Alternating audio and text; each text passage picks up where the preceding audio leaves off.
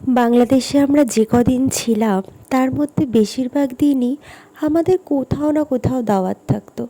আর যখনই আমরা বাইরে থেকে বাড়িতে আসতাম, এক ছুট্টে এই টুকু বুড়ি আমাদের কাছে চলে আসতো।